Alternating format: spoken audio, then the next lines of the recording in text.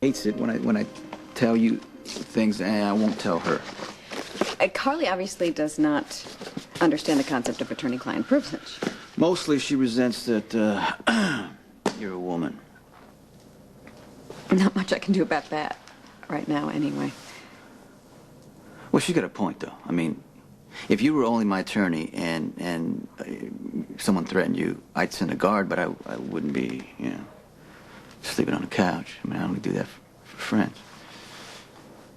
Well, it's a good thing that she didn't rip up the divorce papers into confetti again and throw them all over my room because Graziella doesn't come until Monday and I have no idea where the vacuum cleaner is. She didn't rip up those papers. Did you want her to? That is the dance that you two dance all the time. You don't want the marriage, she wants the marriage, and until she does something crazy and then you give in. Would you be disappointed if she were the one to give in? You drew up the papers. You know why it had to be this way. If she made a valid point, it was about the contradiction of you wanting to adopt Michael while in the process of divorcing his mother. Wouldn't it just be easier if the two of you reconcile? Or not? My work involves secrets. Carly can accept that. It involves quiet. Carly's loud. There are certain things Carly, you know, should know, but she can't accept that. You know what I mean? It's not in her. But then again, it's not fair of me to ask. I mean, let's be honest, you and me. You think Carly's crazy, and I can't argue with that. But she is beautiful inside where it counts. Carly has no honor, and she would know the truth if it jumped up and bit her. But she loves with her whole heart. And that thing that makes her Carly, that fire, that in-your-face stubbornness, would get burned out of her if she stayed with me. Now, people have accused me, you know, of breaking people, and I don't want to do that with Carly, and I don't want her to do that to me.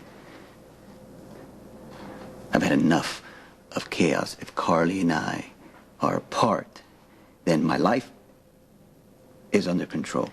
Can you understand? Me? Understand? Yeah. I'm sorry. I fell into the chair. Control. I mean, you know how I am about control. I keep everything in nice little compartments. The problem is sometimes you end up alone in one of those compartments.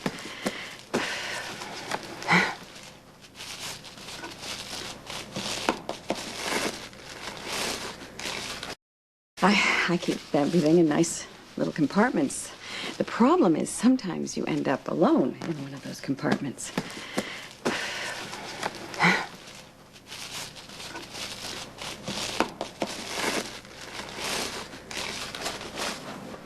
There are advantages to being alone. At least I know I can count on myself. But is it worth the loneliness? For me. I'm very familiar with that rationale. I use it all the time. What's a little twinge of isolation compared to the fear of needing someone? You gotta do what you gotta do to survive, even if it means protecting yourself from someone you love. What you gotta do is you gotta tell them the truth. This is who you are, this is how you live your life, this is as much as I have to give, and as far as I'll go. They either accept it, or they don't. At least you know you were honest. That's very profound from a man with no ethics and morals. It's part of my code. Use that word again, and I'm going to have to ask you to leave. You know what? We already settled this. I'm going to stay here and make sure you're safe. Okay, I'm going to go fix up the guest room, and actually, I should probably let you do it because I'm sure you're rather persnickety about how your bed is made. You know what? If you're interested in my bed making skills, I'd be happy to demonstrate for you. That's okay. I'll just give you the blanket and the sheet. All right. You know what? I'm not sleeping very much, so I'm gonna go ahead and sleep on the couch. Okay. Then I'll just get you a pillow.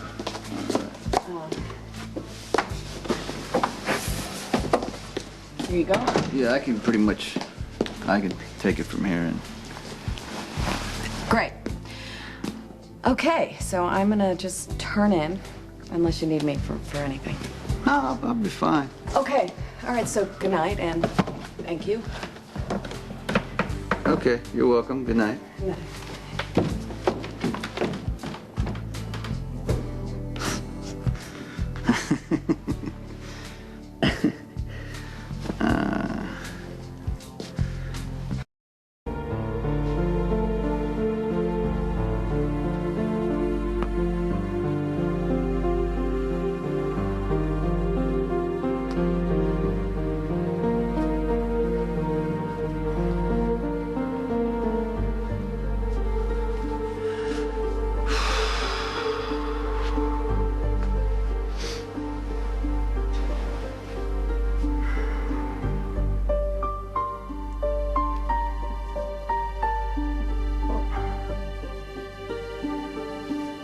Damn it, Carly.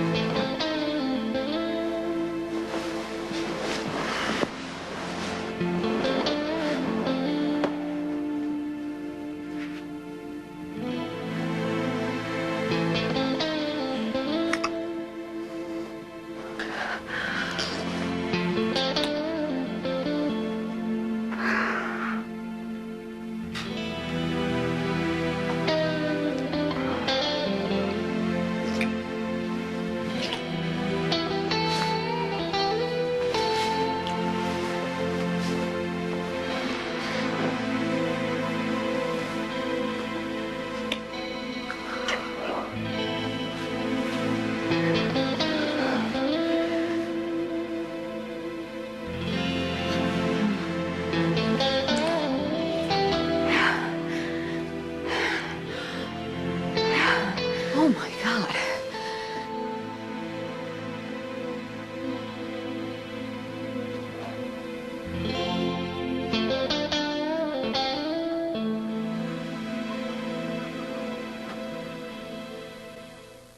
I'm okay. How could I be okay? I just dreamed I kissed you. Alexis. I'm fine. Well, you don't look fine. Oh my God, he's sitting on the bed. Don't let him sit on the bed. Go stand in the corner and button your shirt. What's wrong with you? What's wrong with me? He's touching me. His hand is... It's kind of smooth and strong. Stop it. What am I saying? You're flushed. No kidding. Oh, this is ridiculous. You can't just sit here and let him touch you. Move away.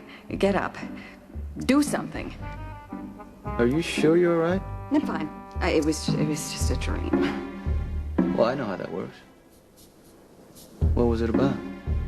Smooth one, Ms. Attorney. Now what?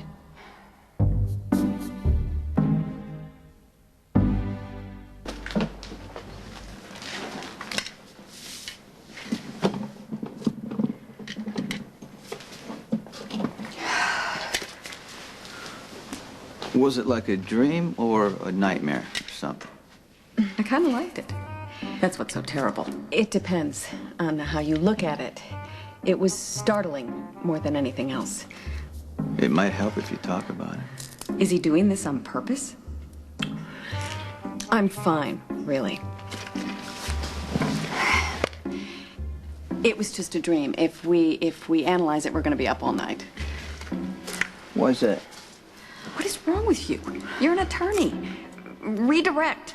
Get him off the subject. You know how dreams are. No, how are they? They're symbolic. Allegorical. What happens in a dream doesn't really happen, or it's not supposed to happen, and certainly is not what will happen. You know, like if you're a vegetarian and you dream about eating meat, it's not really about the meat. I mean, it's about something else, because vegetarians don't dream about meat. Or if someone mentions the word beetle to you, like the insect, and you dream about John Lennon, although it's not really John Lennon. Unfortunately, John Lennon's not with us anymore, or you dream about kissing someone. Objection, Your Honor. And it's because you forgot to brush your teeth. Seriously, have you seen the doctor about the asthma? Not yet. Because, you know, the dreams could be the same thing. It all comes from anxiety or something. Let's just forget about it. I know exactly why you're having these dreams. Really? Yeah. Where is that? Well, I mean, you know, you're worried about Alexis. Yes? Are you listening to me? I'm listening. You're worried about your sister, Christina, and, you know, Helena and Stefan, and your subconscious is probably twisted up like a pretzel. My conscious is very well aware of what my subconscious is thinking. Thank you. You know something?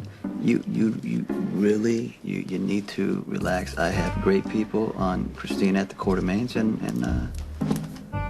I'm here with you. I just don't know how to thank you for everything that you're doing.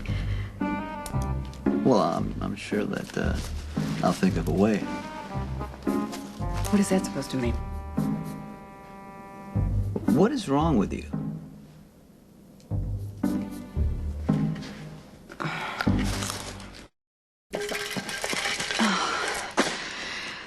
I'm a little jumpy. You know what? Why don't you go upstairs, go to sleep? I will. Yeah. I'm sorry. I'm such a lunatic. I'm used to it. Sweet dreams. Would Johnny knock? Stay here. Who is it? PCPD. What's this about? Michael Krentos Jr. Have you been able to locate Stefan Cassadine? I'm afraid not. What about his business associate, the one who assaulted Detective Capelli? I'm not working the Cassadine case, ma'am. I'm here for Mr. Krentos. The commissioner's requesting your cooperation with the Sorrell investigation. Yeah, well, tell him to call me during business hours. I think I have an opening first of the month. You need to come with me now. I'll get dressed. I'll go down to the station with you. We won't be going to the station. Who says I'm going anywhere? The commissioner instructed me to tell you that if you don't comply, he'll interrogate Mrs. Krentos without you. Carly, what's this about?